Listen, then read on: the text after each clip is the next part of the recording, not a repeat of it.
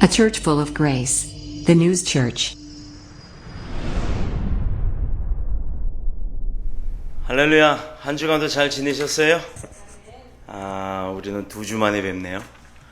지난 주간 광고 소식란에 올라와 있는 것처럼 세계 최고의 장소, 세계 최고의 곳 카네기 홀이라는 곳에서 하나님께 영광의 찬양을 드릴 수 있는 아주 영광스러운 기회가 우리 교회 가운데 있었습니다. 오늘 성경 본문의 말씀을 가지고 나눌 은혜의 제목이 일은 많고 일꾼은 적고 라는 말씀으로 은혜를 나눌 건데, 우리가 가끔 이제 성경을 읽다 보면 분명히 예수님께서 하셨던 사역들에 대해서는 많이 이제 읽어보고 듣고 그래서 알게 되죠. 근데 그 사역에 대해서 가끔 의문을 가질 때가 있어요. 왜 굳이 저렇게 힘든 사람을 찾아갔고, 왜 굳이 저렇게 아픈 사람들을 만나주셨고, 굳이 죽은 자를 그 먼 곳까지 가서 살려주셔야 했는가 라고 하는, 그냥 내버려 둬도 어차피 순리적으로 다 가는 거고, 어차피 예수님은 말씀만 가지고도 다 되는 분이신데 그 말씀 한마디면 다 될 수 있는 분이 굳이 거기를 찾아가야 될 이유가 뭐가 있을까? 또 왜 나병 환자 같은 그런 소외된 사람들을 만나려고 애쓰셨을까? 핍박이 있었고 거짓 증거자라고 모함까지 받아가면서도 왜 그 사역을 감당해야만 했을까? 라고 등등등 여러 가지 의문보다는 반문을 해볼 때가 종종 있었을 겁니다. 예수님께서는 본문에 기록된 것처럼 귀신 들린 자, 그리고 병든 자, 또 불쌍한 사람들을 찾아다니시면서 그들의 육신을 치료하시고 또 병들고 고통받는 그 영혼들을 구원하는 데 중점적으로 그 사역을 감당하셨다라는 것, 또 그들의 고통을 대신해서 자기가 당하시는 것처럼 여기시고 아파하시면서 또 질병과 연약함, 그 고통들을 모두 대신 지고 통고까지 해가면서 하나님 아버지께 기도를 하셨던 그 모습을 보면 과연 예수님이 왜 그렇게 했을까? 그러면 우리는 그런 모습을 보고 배우면서 어떻게 살아야 할까? 이런 부분들을 한번 생각해 보게 됩니다. 주님이 사셨던 30년의 성장의 기간과 단 3년이라는 짧은 아주 공생의 기간, 공적인 일들, 많은 사람들을 위해 희생하면서 사셨던 일들, 그걸 공생의 기간 3년을 보는데요. 그 공생의 동안은 이런 사역이 아주 충만했습니다. 뭐만 하기만 하면 다 이루어졌어요. 말씀만 해도 되고, 물고기도 떡 몇 덩어리도 막 많은 사람들에게 나눠줄 수 있을 정도로, 죽은 자도 살릴 정도로. 그러나 믿고 따르는 자는 적었다는 겁니다. 그것을 보고 경험하고 체험하고 내가 얻기는 원했어도 그렇게 따르려고 했던 사람이 적었다라는 모습을 보면 참으로 안타깝습니다. 도리어 가는 곳마다 그렇게 능력자요, 권력자요, 또 행할 수 있는 많은 것들을 우리에게 주시는 분이셨음에도 불구하고 오히려 종교 지도자들에게 방해를 받고 대적을 당하며 또 핍박까지도 겪는 그런 어려움이 있었다라는 거예요. 심지어 빌라도 법정에 섰을 때요, 성난 군중들은 예수님 보고 뭐라고 얘기를 했느냐? 사기꾼이라고 이야기를 합니다. 그게 아니에요. 그 뒤쪽 스피커 오른쪽에 보면 꺼야 된다고 얘기했었던 거 있었잖아요. 위에 돌리는 거. 거기에 보면 뒤쪽에 있는 거 볼륨 조금 줄이시면 돼요. 네, 됐습니다. 빌라도 법정에서 그렇게 사망에 이르기까지 주님이 겪으셨던 것, 너무 줄이신 것 같은데요. 네, 그렇게 군중들에게 사기꾼이라고 모함을 받기까지. 그 일례적인 예가 있죠. 예루살렘 성전이 장사치들로 인해서 더럽혀졌을 때 예수님이 오시고 그걸 딱 보고 다 엎으셨어요.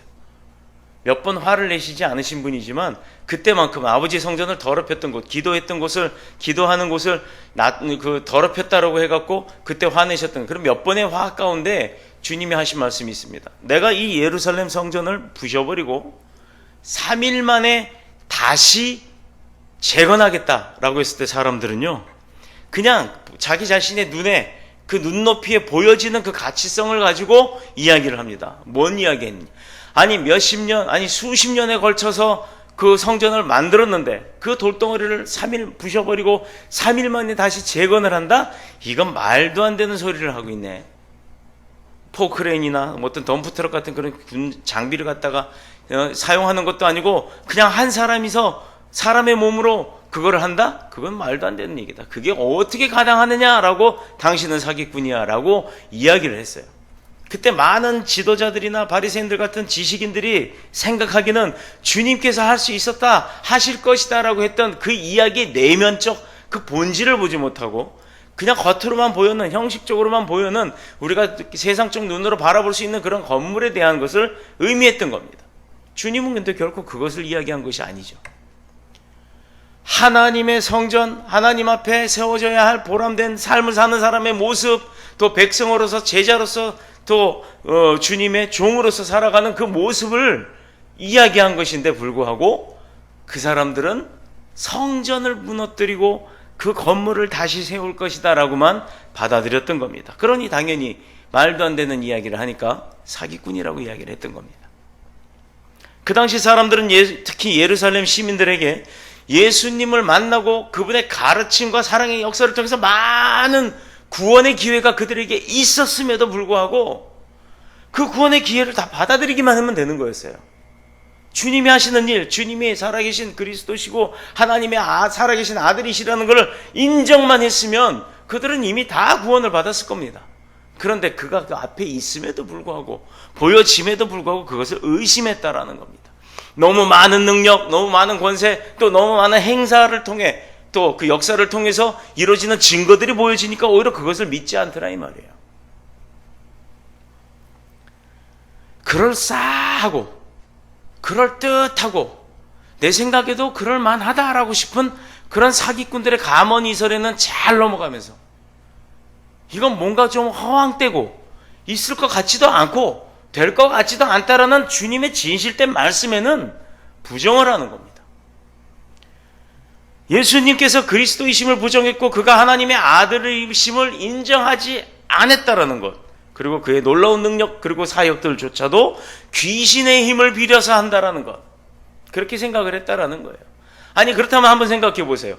귀신이 능력이 있다라는 것은 아는 사람들이 주님의 능력을 귀신 거를 빌려다 썼다? 이게 뭔가 어폐가 있지 않나요? 그렇게 하면서 그 주님을 비난하기만 했다라는 겁니다. 갈보리 산상에서는 이 세상 사람들이 죄를 위해 대신 십자가를 지고 또 그렇게 고난을 받고 계시는 예수님을 향해서 조롱함은 물론 침뱉는 것까지도 했고 심지어 칼로 찌르기까지도 했다라는 겁니다. 거의 모든 사람들이, 일부 몇 사람 제자들, 가족들 빼고는 예수님을 외면하고 말았다는 겁니다. 예수님이 자기 몸과 생명을 그들을 위해서 다 내어주셨건만 왜 그런 일들이 오히려 일어났을까? 요즘엔 많은 교회들이 있죠. 그 교회들이 뭔가를 줘야 된다라고 생각을 해요. 물론 교회가 뭔가를 해야 하는 건 맞습니다. 근데 그 뭔가가 나의 이득을 위해서, 어떤 사람의 이득을 위해서 교회가 존재하는 게 아니에요. 그 사람의 이득을 위해서 존재하는 것이 아니라 그 사람의 영원한 생명을 구원하기 위해서 있는 거예요. 그런데 그걸 착각을 합니다. 교회 가면 뭔가 얻을 수 있다, 뭔가 내가 받을 수 있다, 교회 가면 당연히 나한테 뭘 줘야 되지 라고 생각을 해요. 또 반대로 교회 가면 돈을 내야 된다라고 생각을 하기도 합니다. 어찌 그렇게들 생각을 합니까? 교회에 와서 죽어가던 내가 살아날 수 있다라는 그 믿음이 생겨야 하는데 뭔가를 받아야 되고 뭔가를 줘야 된다고는 기브 앤 테이크라는 생각을 하고 있으니 교회가 뭔가를 안 준다, 교회가 뭔가가 안 된다라 싶으면 다 떠나고 또 옮겨 다니고 그렇게 되는 겁니다. 그러다 보면 그 사람은 구원을 어디서 받겠냐 이 말이에요. 예수님을 믿고 따라가 십자가의 길을 걸어간 사람들이 그럼 어리석은 겁니까? 그 많은 교회들이 뭔가를 주지 않는다고 해서 그건 교회가 아닙니까? 사도 바울은 여기에 대한 답을 밝히고 있습니다. 어디에서? 고린도전서 2장 8절에 분명히 뭐라고 이야기를 하냐면, 이 지혜는 이 세대의 관원이 하나도 알지 못하였나니 만일 알았더라면 영광의 주를 십자가에 못 박지 아니하였을 것이다 라고 이야기를 합니다. 이치적으로 생각을 해봐도 그래요. 컵을 좀 주세요. 이치적으로 생각을 해봐도 주님이 내 아버지고 주님이 나를 구원하실 구세주고 그 주님이 나를 살리실 분이라는 걸 알았다면 십자가에 달게 만들 겁니까? 내가 오히려 가서 달리는 한이 있어도 주님이 십자가에 달리는 것을 극구 말렸을 겁니다. 그게 믿음인 거예요. 그게 우리 삶의 본질의 모습인 겁니다. 그것을 다 제해놓고 내가 원하는 것을 구하는 곳이 교회이고 주님이 나를 위해서 살아야 하실 분이라고 착각을 하고 산다는 거예요. 예수님께서 그리스도시고 하나님의 아들이심을 믿었다면, 알았다면, 아니 믿기까지는 아니어도 깨닫고 알기까지만 했다라면, 인정하기만 했다라면 그 시대 사람들이 결코 예수님을 십자가에 못 박는 일은 하지 않았을 겁니다. 아니 못했을 겁니다. 그러면 이제 시대를 쭉 2000년 지나와서 지금 이 시대를 한번 보자고요. 요즘 시대에 예수님이 주님이시고 살아계신 하나님의 아들이심을 믿는 건 당연히 알아요. 이제 과학적으로도 증명이 되었고 또 우리가 지식적으로도 많이 깨닫고 있습니다. 그런데 지금도 예수님을 십자가에 못 박고 있는 교인들이 많다라는 겁니다. 사람들이 예수님에 대하여 깨닫지 못하는 중요한 사실 한 가지를 놓쳤기 때문이에요. 어떤 사실을 놓쳤느냐? 그것은 예수 그리스도의 이 땅에 오신 사건, 그걸 우리는 그 성육신 과정이라고 하죠. 그 성육신 과정을 통해서 나타난 사건이에요. 이 하나님의 품에 안에 계시던 독생자께서 이 땅의 사람들 가운데 오시려면 인간의 육신을 입어야 합니다. 그래야 드러나고 보여지니까. 안 그렇게 유령처럼 막 희미하게 보이고 어딘가 펑 나타났다 여기서 펑 나타나고 이렇게 해버리면 누구나가 다 알고 있는 귀신이라고 여기고 인정하지 않았을 거예요. 그래서 누구나가 다 동질적으로 동일하게 느낄 수 있는 사람의 모습으로 오신 겁니다. 그 과정에 동정녀 몸에서 탄생하셨고 인간의 죄와는 상관이 없이 그 육체로 오셨기 때문에 이 사건을 우리는 성육신의 사건이라고 이야기 표현을 하는데, 그러나 이것 때문에 똑똑하고 잘난 사람들이 예수님의 말을 믿지 않았던 거예요. 아, 너 사람이잖아. 너 사람의 몸에서 태어난 사람이잖아. 네가 무슨 하나님이야? 이렇게 돼버린 거예요. 그의 말이 허황된 것으로 여겨졌고 많은 사람들이 여기에 걸려서 넘어진 겁니다. 왜 성육신을 했는지는 깨닫지 못하고 성육신 하신 분을 사람의 몸에서 났다고 해갖고 사람으로 인정하고 믿지 않았던 거예요. 하나님의 신비를 세상의 지식과 세상적 판단 기준으로 알아보려고 했다라는 거. 그러나 사실 그 세상 기준으로는 알 수가 없죠. 지금의 지구에서 가장 과학에 뛰어나다고 하는 어떤 과학자들도 아무리 연구를 해도 우주의 탄생의 신비나 지구의 생성의 신비에 대해서는 그럴 것이다라고 하는 가설만 내놓은 거지 증명한 것은 아무것도 없습니다. 그런데 사람들은요, 그 사람이 지식자고 과학자고 하니까 그 사람이 어떤 루트를 통해서 증명했으니까 그것이 진짜인지 아닌지 확인을 하지도 못한 상태에서 가설인 상태인데도 불구하고 그럴 것이다라고 믿는 거예요. 자, 그걸 뒤집어서 얘기하면 사실이 아닌데 사실처럼 이야기하는 것이 그럴싸하니까 그것을 믿는, 사기를 당하는 것과 같다라는 겁니다. 정작 하나님이 하신 것에 대해서는 성경에 기록이 되어 있음에도 불구하고 그건 부정을 하는 거예요. 단적인 예로 원숭이가 변화돼갖고 유인원이 되고 유인원이 변화돼서 사람이 됐다라고 얘기를 하죠. 그러면 다 진화가 일어난, 진화론에 의하면 진화가 다 된 거잖아요. 그렇다면 지금은 원숭이나 오랑우탄이나 고릴라 같은 그런 종류의 유인원들은 존재하면 안 되는 겁니다. 다 변화가 돼서 사람이 되었는데 어찌하여 그게 아직도 남아있습니까? 아무런 저항이나 힘 한번 쓰지 못하는 것을 보고 실망을 했기 때문이에요. 예수님이 십자가에 끌려갈 때 그 많은 기적과 능력을 베풀었음에도 불구하고 말씀으로도 다 하시던 그분이 사람으로 인정이 됐던 건 왜냐? 자기 자신을 변론을 하고 자기 자신을 위해서 군사를 그냥 휙 해갖고 다 날려버리고 한순간에 다 몰살을 시켜버리고 할 수 있는 이런 권력자고 능력자임에도 불구하고 그렇게 하지 않는 것을 보고 그냥 사람이기 때문에 그렇구나, 저 사람은 아무것도 아니었구나라고 실망했기 때문이라는 겁니다. 더 깊이 보면 예수님께서 그렇게 할 수 있는 분인데도 안 한 이유가 뭡니까? 심지어 도마가 로마 병사의 귀를 잘랐을 때, 베드로가 잘랐을 때 주님이 뭐라 그랬어요? 칼로 혼자 칼로 망한다고 그러지 말라고 훈계하시면서 그 귀를 도로 붙여주셨잖아요. 왜? 당신을 끌고 가려고 핍박하는 사람들, 또 잡아가려고 십자가에 매다는 사람들조차도 다 하나님의 백성이었기 때문에 예수님은 그들을 긍휼한 마음으로 바라봤기 때문이라는 겁니다. 그래서 그들을 저주하지 못했고 제거하지 못했던 거예요. 그럼에도 불구하고 그런 사랑을 받았는데도 불구하고 그런 주님의 마음은 알아보려고 하지도 않고는 오히려 핍박하죠. 예로 자녀들이 부모님에 대해서 서운함이 있거나 뭔가 이루어지지 않을 때 한마디 하죠. 엄마가 나한테 해준 게 뭐 있어? 아빠가 나한테 해준 게 뭐 있어? 그럴 때 그 부모님의 마음들이 어떨까요? 내가 너 낳고 싶어 놨냐? 이렇게 될까요? 가슴에 못질을 하는 일들을 종종 할 때가 있습니다. 그런데 우리는 주님의 가슴에 못질을 한 게 아니라 주님의 손과 발에 못질을 했어요. 계속해서 사도 바울이 다시 말하기를 그래서 오직 하나님의 성령으로 이것을 우리에게 보이셨다라고 얘기합니다. 왜? 무엇을 보였느냐?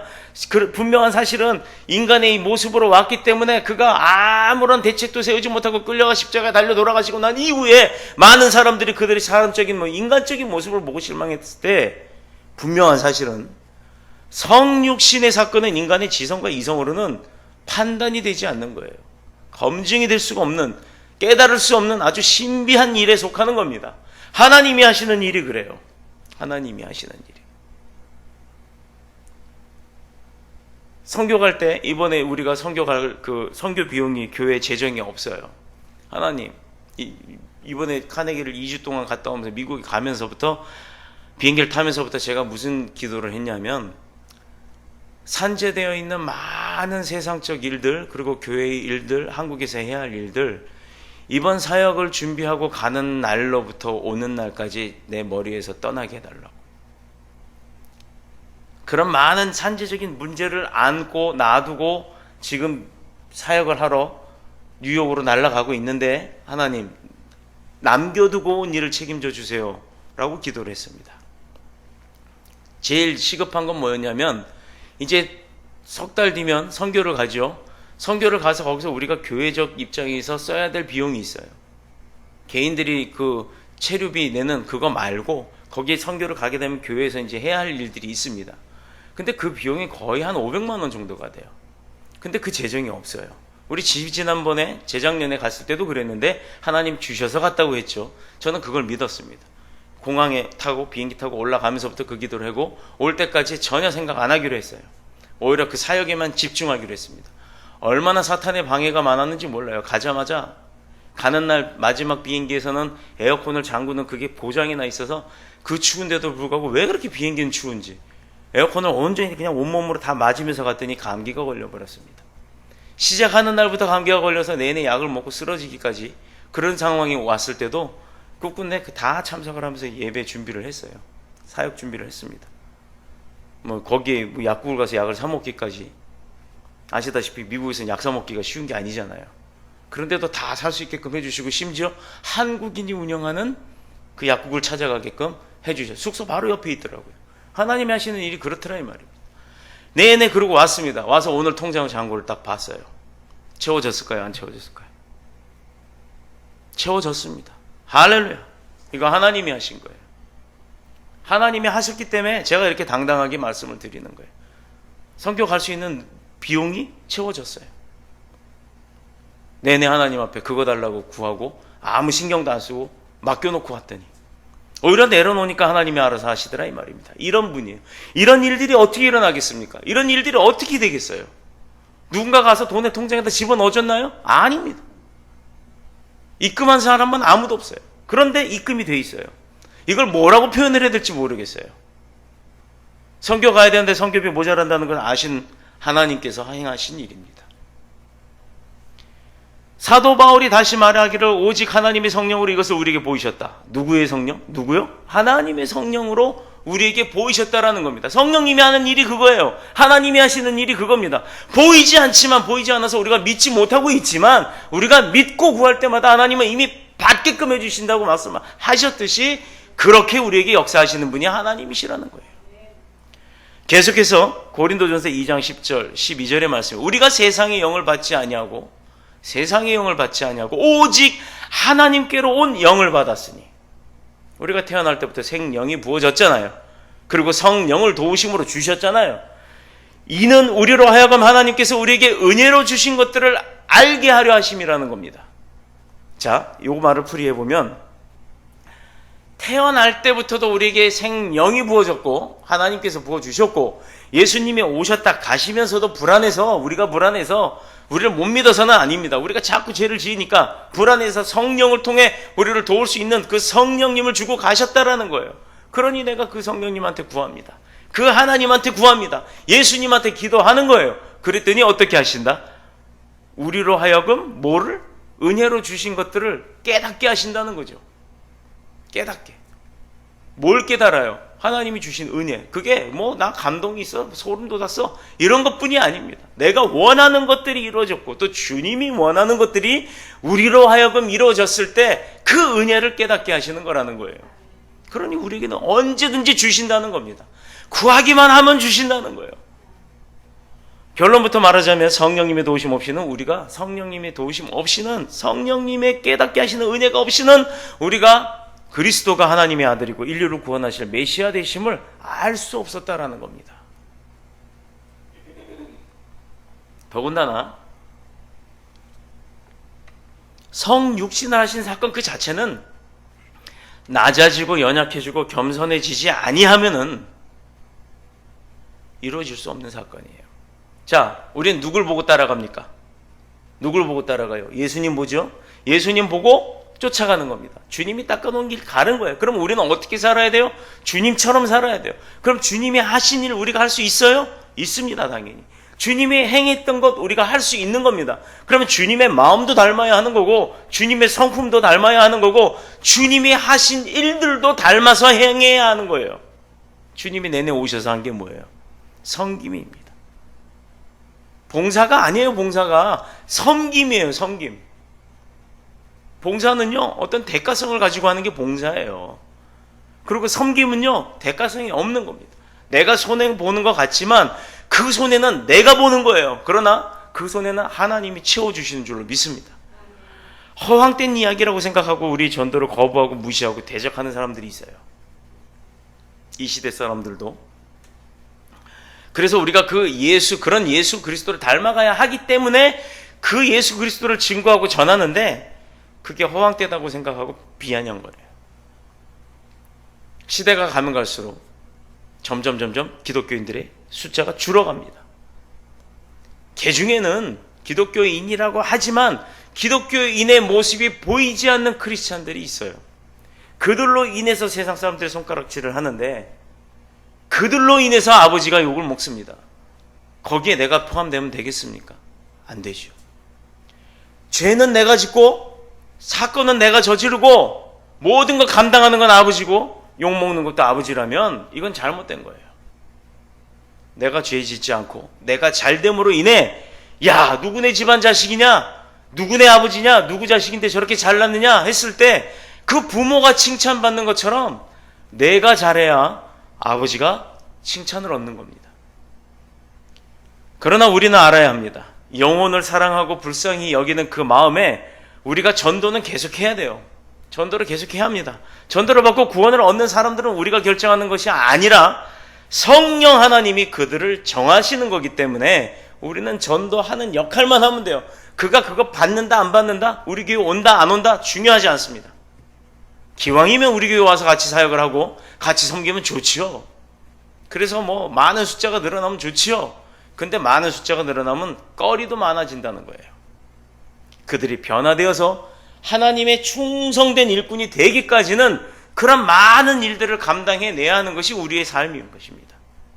그들을 품고 안고 이해하고 그들을 위로해 가면서 주님의 제자로 바꿔 나가는 것이 이 세상에 있는 많은 교회들이 해야 할 일인데 그것들을 못하고 있는 거예요. 만세전부터 구원하기로 작정되었던 백성이 누구인지 우리는 알 수가 없어요. 하나님이 누구를 구원할 건지 모릅니다. 그러나 하나님 이 사람 만나요 하고 우리는 주는 거예요. 그들에게 복음을 전하는 겁니다. 그가 받든 안 받든 안 받는다고 됐거든 이게 아니란 말이에요. 우리가 전하는 복음을 통해 하나님께서 예정했던 그 죄인들을 구원하시는 줄로 믿습니다. 오늘 본문을 보면 21세기 교회의 현실이 그 말씀 속에 적나라하게 드러나요. 37절 38절의 말씀은 이 말씀이죠. 추수할 것은 많되 일꾼은 적으니 그러므로 추수하는 주인에게 청하여 추수할 일꾼들을 보내어 주소서 하라. 한마디로 말해서 해야 할 일은 산재같이 쌓여 있는데, 태산 같은데 정작 일할 사람이 너무너무 부족하다는 겁니다. 우리 교회가 세상 가운데 영적 싸움을 하면서 영혼 구원을 위해 힘써야 할 내용을 예수님의 사역을 통해서 알 수가 있어요. 찾아낼 수가 있습니다. 그 첫 번째 사역이 33절에 사탄들의 세력과 싸움이에요. 우리가 뭐 하는 교회예요? 우리 교회가? 안 들려요. 찬양하는 교회. 맞아요. 우리 교회 찬양하는 교회입니다. 찬양하는 사람들은 영적 뭐예요? 군사입니다. 더더욱이 우리는 전부 다 세션이에요. 전부 다 1인 최소한 2학기 정도 다 다룹니다. 이건 뭐냐면요, 군사가 총만 쏠 줄 아는 게 아니라 대포도 쏠 줄 안다는 거예요. 헬리콥터만 모는 게 아니라 전투기도 몰 줄 안다는 겁니다. 이런 군사면 전쟁에서 승리하는 게 당연하겠죠. 그러니 우리 교회가 어떤 교회입니까? 승리하는 교회예요. 패배하는 교회가 아닙니다. 그래서 저는 단언코 선포하는데, 이번에 받았던 은혜가 그거예요. 비행기 타고 올라가서 그런가요? 은혜가 더 많더라고요. 하나님께서 더뉴스 복음교회를 통해서 하시는 사역은 다 승리하는 사역이다. 하나님께서 더뉴스 복음교회를 통해서 하는 그 지체들을 사용하는 일은 다 승리하는 일이다. 하나님께서 더뉴스 복음교회를 통해서 하시는 그 사역은 다 생명을 건지는 사역이다. 바로 이것이었어요. 그래서 그 다음부터 제가 신이 나는 거예요. 갑자기 저는 군대에서 중사밖에 계급을 못 따라봤지만 하나님이 갑자기 장군을 만들어 놓으셨어요. 얼마나 기분이 좋은지 몰라요. 기분만 좋아서 되겠습니까? 이제는 행동이 있어야죠. 그래서 다음 주간에, 제가 이번 주간에 월화수 낮에는 사역이 있어서 일을 해야 되고, 그리고 저녁에는 기도원을 들어갑니다. 기도 많이 해주셔야 돼요. 영성 있는 사역들을 위해서 준비할 수 있도록. 이건 사람이 하는 일이 아니라 하나님께서 움직이시는 일에 우리는 그냥 심부름꾼만 되면 되는 겁니다. 그럼 그 축복이 다 어디로 옵니까? 우리를 통해서 베풀어지고, 또 베풀어짐과 더불어 샘 솟는 게 그 축복의 열매가 되는 것입니다. 이제 오늘 계속해서 말씀을 들어보면, 1973년에 실화를 바탕으로 한 영화가 하나 있었어요. 엑소시스트라고 하는 영화. 요즘에도 가끔 방송에서 보면 케이블 TV나 이런 데서 그게 나오는데, 저는 그걸 몇 번을 봐요. 막 그 귀신 나오고 하는 그런 영화인데, 물론 그건 영화 이야기입니다. 공포 영화가 인기를 끌었었습니다. 13살의 린다 블레어가 악령이 사로잡힌 여주인공 리건이라고 하는 역할을 담당을 하고, 카라스라고 하는 신부가 악령을 추방하는 구마 그 사역을 하는 그런 역할을 하는 영화예요. 생명을 걸고 사투를 합니다. 자, 지금 생각해봐도 참 공포적이고 무서운 영화예요. 그런데 60년대 70년대 한국에도요, 귀신 들린 사람들이 많았다는 거 아시죠? 다 아실 겁니다. 한국에도 그런 축사의 사역들이 어마어마하게 많이 일어났었어요. 실제로 교회들이 축사 활동을 많이 했습니다만 점점 환경이 좋아지고 사람이 살기 편해지면서 이런 모습은 많이 사라져 보이죠. 그러는 대신에 만물의 영장인 사람들이 온갖 죄악과 부도덕에 빠져서 더러움을 입고 산다라는 겁니다. 사람들을 철저하게 타락시키는 사탄의 세력이 점점 거세지고 있다라는 거예요. 이게 우리의 현실이고 요즘 시대의 모습이에요. 겉으로 보기엔 막 귀신 들린 자가 많았었던 그 시대와 달리 지금은요 안 보이는 것 같죠. 그런데요, 멀쩡해 보이는 사람들이 귀신 들려 있는 게 얼마나 많이 보이는지 아십니까? 때로는 가서 막 머리 안수하고 싶을 때가 있어요. 교회는 이 같은 영적 전쟁을 위해서 함께 싸워야 할 일꾼들을 필요로 하는 겁니다. 그런데 많은 사람들이 교회로 온다고 해서 그들이 다 영적 전쟁을 거둘 수 있는, 승리할 수 있는 군사인가? 아니라는 거죠. 그들 중에는 일부가 오히려 그 사탄의 도구가 되기까지도 하는 사람들이 많다라는 겁니다. 이것은 영적 존재성에 대해서 잘 알지 못하고 영적 세계에 대해서 관심이 없다 보니까 그렇게 당하는 거예요. 그뿐만 아니라 두 번째로 교회는 복음의 사역을 방해하는 이단이나 타 종교 간의 종교 전쟁도 해야 하는 겁니다. 교회가 하나님의 말씀과 성령으로 확실하게 무장되지 못하면요, 영적 전쟁이나 이단 전쟁에서 이길 수가 없어요. 나가시다 보면 계단에 우편함이 있어요. 거기 맨 오른쪽에 하나 반송하고 빨간 글씨 써갖고 붙여놓은 그 편지 봉투가 하나 있습니다. 이단이 저한테 보라고 보내온 거예요. 뜯어볼 필요도 없어요. 반송 안 하고 버리면 그만인데 반송은 전 꼭 해요. 왜? 그러면 270원이 또 나가거든. 반송비를 줘야 되거든. 근데 우체부가 지금 몇 주째, 미국 갔다 오기 전인데 몇 주째 거기 꼽혀놨는데도 걷어가질 않네요. 세 번째로 교회는 생명을 구원하는 하나님의 말씀 사역에 매진을 해야 합니다. 우리가 말씀 몰라서는요, 저요. 이단들이요, 말씀을 얼마나 공부하는 줄 아세요? 자기들 뜻대로 공부를 해서 대비책을 간구를 해갖고 옵니다. 누가 이렇게 말하면 이렇게 대답해라. A라고 말하면 B라고 말하고 B에서 또 C라고 얘기하면 난 D로 얘기해라. 이런 매뉴얼이 있어요. 그 매뉴얼을 머리에 외워갖고 다녀요.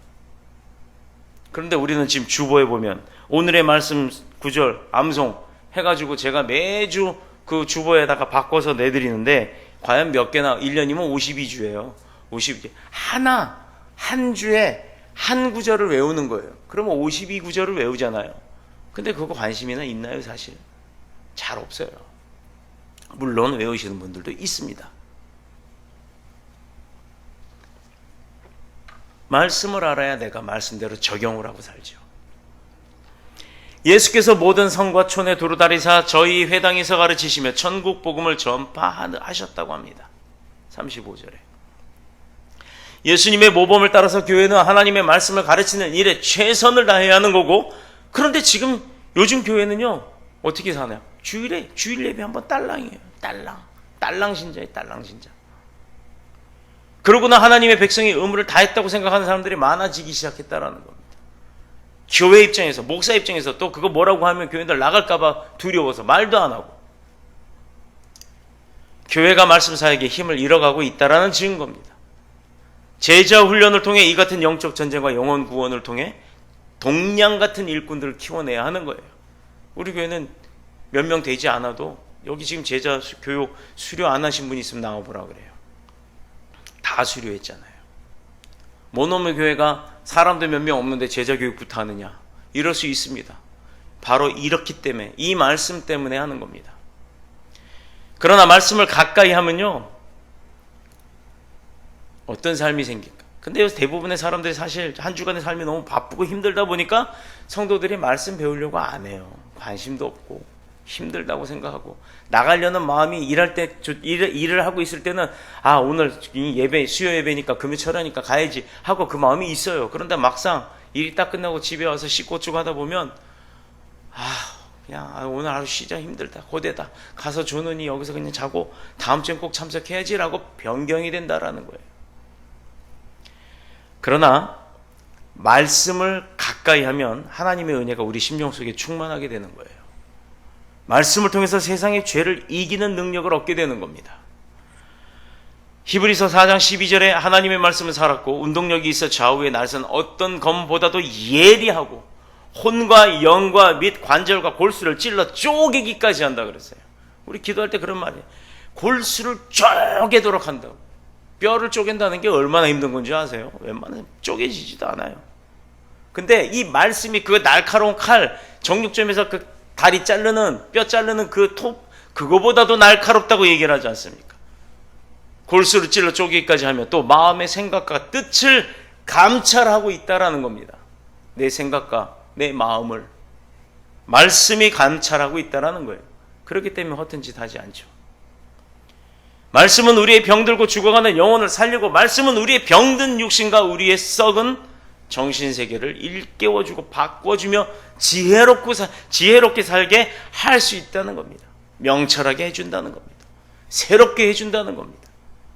그래서 시편 기자는 시편 19편 10절에 금 곧 많은 정금보다 더 사모할 것이며 꿀과 송이꿀보다도 더 달다라고 이야기를 하는 겁니다. 꿀 달죠. 송이꿀 드셔보셨어요? 그건요 달다 못해 혀가 아릴 정도예요. 근데 그거보다도 더 단 게 뭐다? 그 말씀의 능력을 알면 꿀, 송이꿀 다 필요 없습니다. 교회가 힘을 잃고 세상의 빛과 소금의 사명을 감당하지 못하는 첫 번째 이유가 그 말씀을 멀리하기 시작하는 데서부터 있다는 거예요. 그리스도의 향기는 하나님의 말씀에서부터 나오는 줄로 믿습니다. 또 그리스도인의 아름답고 복된 축복받는 삶도 말씀에서부터 시작되는 줄로 믿습니다. 지상교회는 마귀와도 싸워야 되죠. 그러나 이단과 대적하는 자들, 이단이나 대적하는 자, 그리스도교를 대적하는 자들하고도 싸워야 하고, 동시에 말씀 운동을 일으켜서 잠자는 영혼들, 죽어가는 영혼들, 또 쓰러져가는 그 심령들을 불러 살려 일으켜 세우는데 최선의 힘을 써야 될 줄로 믿습니다. 네 번째, 교회는 전도를 해야 합니다. 예수님도 천국 복음을 전파하셨다고 합니다. 예수님이 오셔서 그 많은 사역들을 하신 게 뭔지 아세요? 천국 복음을 전파하고 그 영혼들을 살려내기 위함이었던 겁니다. 지금 우리는 그렇게 죽은 자 살릴 수 있는 능력 우리한테는 없어요. 할 수는 있겠지만 아직도 우리의 부족한 믿음 때문에 그렇게 일어나는 일들이 없습니다. 일어나는 것처럼 보이는 이단들은 많아요. 그런데 그들에게 왜 바글바글 합니까? 그런 모습들이 보여지니까. 근데 우리는 왜 그런 모습이 안 보일까요? 여러분들 어떻게 예수님을 믿고 구원받게 됐습니까? 그냥 내 스스로 왔나요? 알게 돼서 왔나요? 누군가가 여러분에게 복음을 전해 주었기 때문에 지금 이 자리에 와 계시는 겁니다. 태어나면서부터, 뱃속에서부터 나오면서부터 알고 믿은 사람 아무도 없어요. 모태신앙은 어머니로부터 받아온 신앙입니다. 인구 비례로 대한민국의 인구가 지금 500만이 넘었다 그러죠. 5,500만 중에 980만 명이 1000만 명도 안 돼요. 1200에서 지금 980만 명으로 줄어들었어요. 2015년 통계치입니다. 통계청에서 발표한. 이 980만 명만이 예수님을 믿는 이유가 무엇인 줄 아세요? 그리고 또 그 980만 명이 대한민국 전체에서 인천은 몇 프로인 줄 아십니까? 23.1%예요. 어디가 1등인 줄 아세요? 어느 지역이?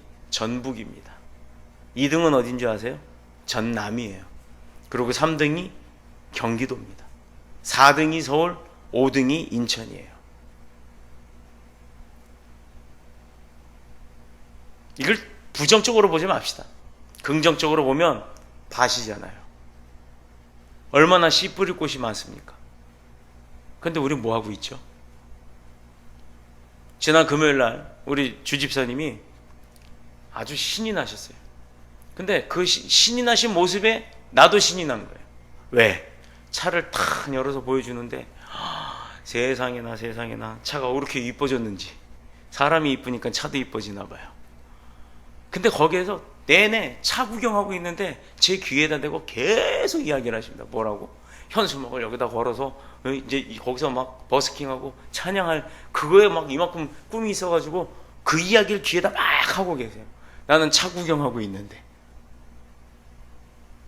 보세요. 그 전도의 열정이, 한 사람의 전도의 열정이 10사람을 살리고 그 10사람이 100사람, 1000사람, 10,000사람을 살릴 줄로 믿습니다. 바로 오늘 말씀을 통해서 하나님이 주시는 게 그거예요. 복음을 전하라고 먼저 구원의 자리로 우리를 불러주신 겁니다. 그래서 사도 바울은 고린도전서 6장 16절에 9장 16절에 만일 복음을 전하지 아니하면 너에게 있는 것이 아니라, 만일, 사도 바울이 한 고백이에요. 만일 복음을 전하지 아니하면 사도 바울 자신에게 화가 있을 것이다 라고 이야기를 합니다. 자, 그 얘기는 곧 우리에게 말씀을 한다면 내가 그 이야기를 합니다. 만일 내가 복음을 전하지 않으면 화가 나한테 있을 것이다 라는 얘기예요. 축복 열심히 내가 주의를 하는데 왜 축복 못 받아요? 우리가 해야 할 명령이 뭐였죠? 하나님이 우리한테 하신, 예수님이 복음 증거하라고 했잖아요. 복음 증거하는데 열매가 없잖아요. 아니요, 그 열매를 갖고 따지는 것이 아닙니다. 복음 증거하는데 우리가 얼마나 열심을 다했느냐가 중요한 겁니다. 다른 거 아니에요. 우리도 마찬가지입니다. 우리도 복음을 전하라고 먼저 불러주셨는데 바쁘고 피곤하고 여러 가지 일로 인해서, 혹은 부끄럽다고 해서, 아니면 왜 나 혼자만 하느냐고 해서 등등 복음을 전하지 아니한다면 우리에게도 화가 임하는 것은 분명한 사실이라는 거예요. 왜 그렇게 말할 수 있습니까? 왜? 주님이 명령하신 복음을 증거하라고 명령하셨는데 그 명령에 불충한 종이 되어버렸기 때문인 거예요. 한 영혼 구하는 데 힘쓰시기를 축복합니다.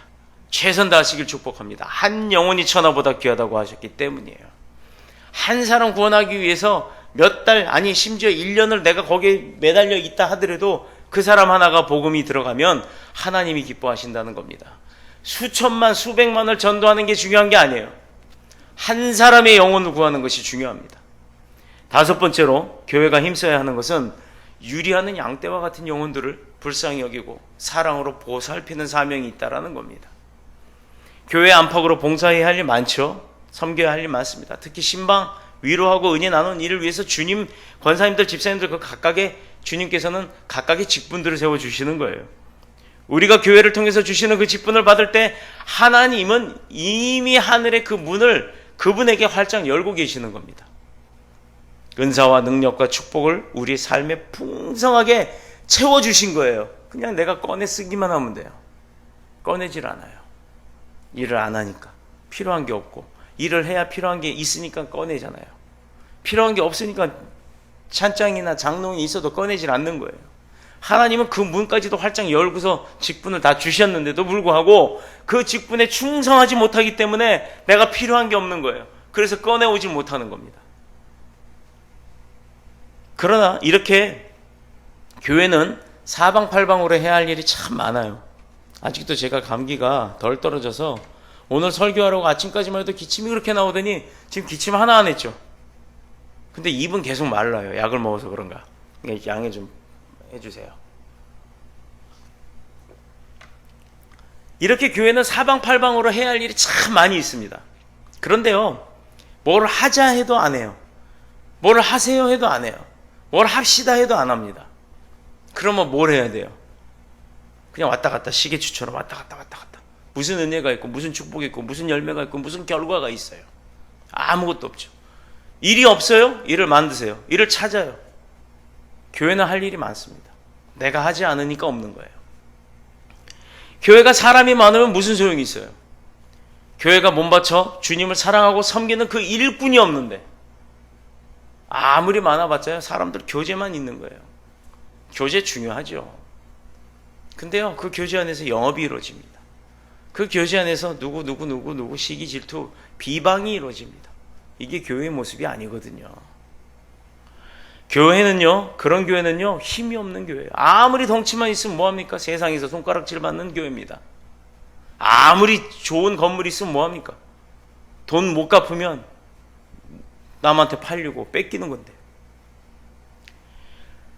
그래서 그런 교회는 힘없는 교회고 주님을 안타깝게 만드는 교회가 될 뿐입니다. 근데 그런 거 부러워하지 말자 이거예요. 우리는 우리의 현실에서, 우리 안에서 우리가 할 수 있는 최대의 것을 주님 앞에 드림으로 인해, 최대의 것을 주님 앞에 섬김으로 인해 하나님을 기쁘게 하면 되는 겁니다. 정말 우리 현실은 할 일이 많은데 일꾼이 부족하다. 그렇다면 일꾼 데려오면 돼요. 데려오세요. 이런 일꾼이든 저런 일꾼이든 그 사람의 역량에 맞는 일을 시키면 되는 거고 그 사람의 역량에 맞는 일을 감당하면 되는 겁니다.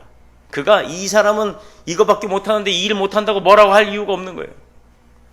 자기가 잘할 수 있는 일만 하면 돼요. 교회는 그가 할 수 있는 일을 시키고 그가 할 수 있는 일을 도와주고 그가 할 수 있는 일을 섬기게끔 만들어주는 게 교회가 할 일입니다. 그로 인해 하나님이 기뻐하시면 되는 겁니다. 주님은 한두 사람이 많은 일을 떠맡아 하는 걸 원치 않으세요. 지쳐요. 힘들어요. 그것 때문에 시험 들기도 합니다. 각 분야의 적절한 전문가들이 배치되어서 받은 은사에 따라 충성하기를 원하고 계시는 줄로 믿습니다. 스마트폰이 유행이다 보니까요, 겨울이 오면 장갑 끼고 다니잖아요. 그러면 스마트폰이 이게 안 돼요. 요즘 이제 그게 나왔어요. 언젠가부터 나왔죠. 그게 누가 개발한 건 줄 아세요? 일본의 어떤 아주머니가 개발했어요.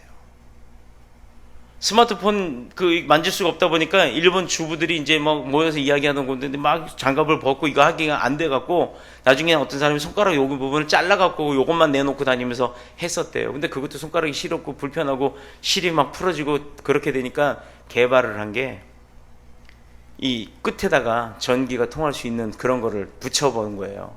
그랬다가 그게 작동이 잘 되고 효과가 좋고 그러니까 서로 자기들끼리 가내공업으로 만들어서 하다가 어느 사업자가 딱 보고 그 아이디어를 샀습니다. 그분은 갑자기 부자가 됐어요.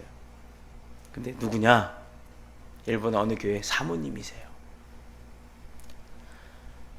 연약한 주부들, 우리가 말하는 뭐 집에서 일만 한다고 하는 그런 주부들도 함께 모이고 힘을 합하면 새 역사는 일어나는 겁니다. 그런데 하나님의 말씀과 권능을 받고 살아는 말씀을 먹고 사는 능력 있는 믿음의 백성들이 모이는 교회 사람들이 모여서 머리 맞대면요, 산도 옮긴다니까요. 물론 복잡한 사회생활로 인해서 저마다 타당한 이유가 있고 상황이 설명이 되고 이해는 됩니다. 근데 정말 중요한 것은 이런 환경과 조건을 뛰어넘는 믿음이 있어야 된다라는 거예요. 그래서 하나로 뭉치는 것, 이게 교회가 받은 능력입니다. 그 안에 축복이 있고 영광이 있는 거예요. 할 일은 많은데 충성된 일꾼이 적은 이 현실을 어떻게 극복해야 하느냐. 38절, 그러므로 추수하는 주인에게 청하여 추수할 일꾼들을 보내어 주소서 하라. 누구한테? 누구한테 일꾼 보내달라고 얘기하라고요? 하나님한테. 자, 그래서 이제부터 우리 교회가 다 이 자리가 채워질 때까지 매번 하나님 일꾼 보내주소서라는 기도를 해야 합니다. 보내주실 때가 됐나 봐요. 이 기도하라고 하시는 거 보니까. 일단은 베이스 기타 치시는 분이 한 분이 예정돼 있어요. 기도하세요. 그냥 말로 끌어오지 말고 기도하세요. 그러면 그분 오실 겁니다. 오시면 우리 형제처럼 안아주면 돼요. 그렇게 해서 보내어 달라라고 하는 이 말은 하나님이 직접 강제적으로 사람들을 동원하는 상태. 즉 하나님이 개입해 주세요, 누구 보내주세요가, 내가 어떤 사람이 있는데 그 사람 보내주세요가 아니라 하나님 일꾼 보내주세요 했을 때 우리 교회에 맞는 일꾼을 보내주시는 거예요. 그가 돈이 있는 자든 없는 자든 권력이 있는 자든 없는 자든 잘 살고 못 사는 자, 그거 구분하지 말고 그들이 왔을 때는 우리가 다 안아주면 된다라는 거예요. 그러면 된다는 겁니다. 전쟁이라는 급박한 상황에서 다른 것 계산하고 뭐 따지고 할 여유도 없이 오직 나라와 민족을 지킨다는 각오로 동원된 사람들을 말하면, 그 전쟁 때는 비겁한 사람들은 다 도망가요. 우리나라 전쟁 난다고 하니까 외국으로 이민 갈 생각한 사람들 많아요. 그런데 외국에 이번에 나가서 교포들을 만나보니까요, 그 사람들은요, 지금 대한민국이 얼마나 지금 불안한지, 얼마나 걱정을 하는지 몰라요. 아침마다 기도 때마다 기도해요. 우리만 태평하더라고요. 대체 우리가 방송에서 볼 수 없던 내용이 미국에서 나와요. 이게 나라가 어떻게 이렇게 돼 있나? 아, 이 정도였나? 우리는 왜 이걸 몰랐나? 왜 우리나라에서는 이거 방송을 하지 않나? 물론 BBC니 뭐 CNN이니 외국 방송입니다. 알아듣지는 못하지만 그 뉴스를 보면서 느낀 게 너무 많았어요. 우리나라에서는 언론에서는 말 한마디 하지 않는 일들이 얼마나 많이 나오는지. 미국 언론은요, 목숨을 내놓고 방송을 하잖아요. 대통령이고 권력이 굴복하는 언론이 아닙니다. 우리나라 언론은 다 어용이에요, 어용. 힘 있는 자들한테 다 붙들려가지고 아무것도 진실을 밝히지 못하고 있더라고요. 전쟁 때 비겁한 자는 도망가지만 애국에 불타는 사람 물러서지 않고 앞장서서 오히려 귀국해갖고 한국에 들어와서 전쟁에 앞장서서 나간다고 합니다. 마찬가지로 하나님은 자신의 뜻에 따라 지금도 신실하고 충성된 종들을 찾고 계시는 거예요. 지구 사방에서 모아서 주님의 몸된 교회를 중심으로 한편으로 영적인 전투를 위해 영혼들을 구원하며 이 땅에 하나님의 나라를 확장시키게 하시고, 다른 한편으로는 사랑과 섬김을 통해 이 땅에서 빛되고 소금되는 사명을 감당하길 원하시는 겁니다. 이사야가 오죽하면 그랬습니까? 주님, 내가 여기 있으니 나를 보내소서. 이 시대의 사명을 위해서 자원하는 선하고 충성된 일꾼들 다 되셔서 인천의 복음화, 그리고 내 가정의 복음화, 내 가족들의 복음화, 세계 선교, 천국 일꾼 양성이라는 이런 귀한 사명을 잘 감당하시는 저와 여러분들이 다 되시기를, 그래서 하나님이 열어놓으신 그 축복의 공간에 있는 것 다 내가 끄집어다 쓸 수 있는 그런 능력자들이 다 되시기를 그리스도 예수님의 이름으로 축복합니다. 축원합니다.